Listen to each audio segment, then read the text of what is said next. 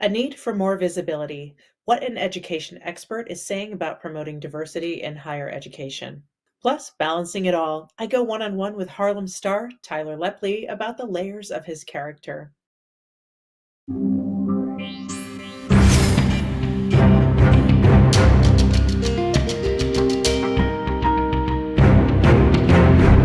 Welcome to Advocate Today. I'm Tracy E. Gilchrist, and thank you for joining me. The COVID shot is now on the list of regularly scheduled routine vaccinations for children, teens, and adults, according to the CDC. The new recommendations were published in CDC's Morbidity and Mortality Weekly Report. Along with the COVID shot, key changes to the schedule include updated guidance on vaccines for the flu, MMR, and hepatitis B. However, this does not mean schools will require vaccination to enroll. Those vaccination requirements are still being determined by state or local jurisdictions and not by the CDC. A new study by Gallup says when it comes to higher education, Black students have lower 6-year completion rates than any other group. Researchers found that Black students who are in less racially diverse programs are more likely to feel discriminated against and psychologically unsafe. Courtney Brown with the Lumina Foundation says we need more people of color in leadership positions at these institutions, not only to combat feelings of discrimination, but also to look at class curriculum and campus conduct policies. Though the study did not mention historically Black colleges and universities, Brown says HBCUs are essential in giving Black students a place where they feel safe and free to learn. Harlem has returned for its second season on Prime Video. It follows four best friends in the Manhattan neighborhood of Harlem as they navigate the ups and downs of life. I spoke with star Tyler Lepley about working through the elements of his character Ian, why the series' focus on Black history is crucial, and more. I want to just begin by asking you what it was like, because I know that, shooting the first season was broken up because of the pandemic, and Yeah, then what was it like to kind of come back to what I'm guessing is a little bit of a more fully formed family and shoot season two? yeah, absolutely. It was great to get back on set, see all the other creatives, like you had mentioned, to take the next step in the, in the journey that we're on together. Yeah. So it was definitely good to get back down there and really just again to dive into who these characters are again. You know what I mean? We took a lot of time off. It was great to come back on, and man, it's great to work on the show. But I'm also just such a fan of watching the characters and seeing how the relationships redefine themselves and where we're at, where we pick up. So it's just been a blast. I wanted to ask you because Ian seems to have it all going on. He's a really successful chef, and he's got a beautiful fiance, and all this seems to be going for Ian. But Ian's still searching, and Yeah. and that's where Camille comes in. Uh, and I wonder, would you talk a little bit about and I think that's true for all the characters this season, that they're all kind of searching, even the ones who seem to have it all. And would you talk a little bit about kind of putting on that facade of everything's okay, putting that out in the world, but then having something different kind of roiling underneath? Yeah.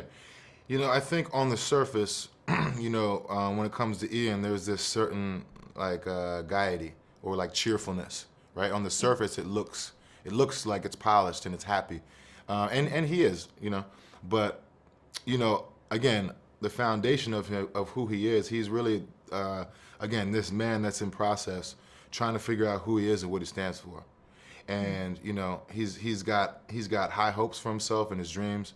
He wants his one true love back in Camille, and he wants to bring a piece of France, over to Harlem with him, and how he introduces his restaurant.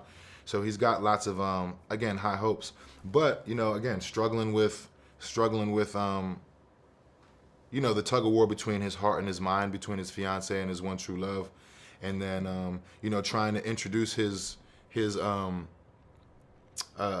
community to again a piece of France, but not understanding that he's adding to some of um,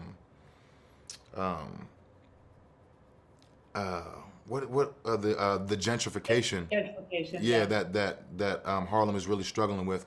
Again, it's something to be maneuvered through, and it's not as easy as just saying like, hey, it's not all happy peaches and rainbows. There's a lot of things that he's struggling with, and that's probably what I'm most excited about. Y'all seeing season 2 for is because we're going to be able to see the foundation that's underneath that shiny surface. Yeah, wonderful. Well, thank you. There's it's actually a really funny scene. There's that sex scene with you and Megan where Ian and Camille have I'll have to maybe hold this one because maybe it's a spoiler. Yeah. But you know, you come back together after having been with other people, and you're both trying to show off your new toys. Yeah. But it's hilarious. But I also think it speaks to like finding your way back to someone that Yeah. you've kind of lost. And I wonder, would you talk a little bit about that relationship with Camille and you know coming back to that? Yeah, I think on the surface it's funny. It makes for great TV. It is really funny. But again, like, getting underneath that, there's this question where am I good enough, Yeah. for my partner? You know what I mean? Whether it's an emotional thing, whether it's a physical thing, which is really where that competition, that physical competition comes from. Um, yeah, I mean, again, it kind of goes back to what you had talked about earlier, you know, in the fact that there's this surface level, but there's also stuff going on underneath it. And I think again, the big thing between those two is, there's definitely this competition between them, but there is such a love there where they want one another to feel satisfied, and I feel like that's where that scene comes from, which is, it's a beautiful scene because it's funny, but it's also, there's something going on underneath the surface for sure. Yeah, wonderful. Uh, this is Camille's character, but I think it's you know it runs through the show and the way that Tracy put it together is Camille has these opportunities with her you know with the voiceover and being in academia to kind of teach a piece of Black history, which is so important and is being you know on a bigger sociological level is being erased by conservatives in this Hmm. country. And would you talk a little bit about being a part of a project that um, you know puts that in there and is making sure that those stories are told and it's in this package that's funny and heartfelt and romantic. Yeah, absolutely. There's a difference between, the color and the culture, right? Which is why it's so important that, this story that's being told that's set in Harlem about this very specific culture, us as black people. It's just a very important story that needs to be told, especially kind of to go back to the gentrification of what's going on over there. It's like, it's continuing to be, pulled out, and just changed in a way where we can't recognize it. So to be a part of a project like this where we highlight, our culture, from top to bottom, from, when we know what we want to do and we don't know what we want to do, from gay to straight and everything in between, and to still be one family. It's just a special project and not one that I find too often.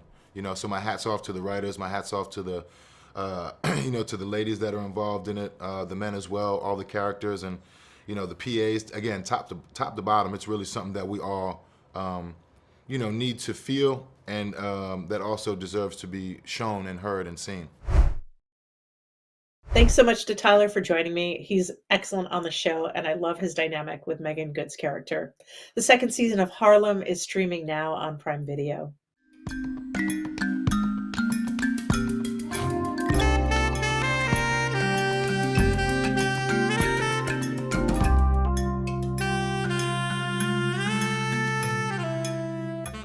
February is Black History Month, and each day we're spotlighting a Black changemaker whose work has inspired others to push forward and move the needle.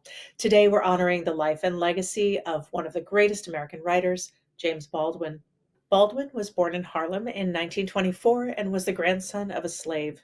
He was the oldest of 9 children and grew up in poverty. He first trained to be a preacher, which he credits for leading him to write. He moved to Paris to find enough distance between himself and American society where he was able to write about it and his upbringing. He went on to write some of the greatest works in American literature, like Go Tell It on the Mountain, Notes of a Native Son, Nobody Knows My Name, Giovanni's Room, and Another Country, just to name a few. His work led him to become not only a bestseller, but a leading voice for the Black community. He explored racial tension and the taboos that came with it, along with interracial and queer relationships.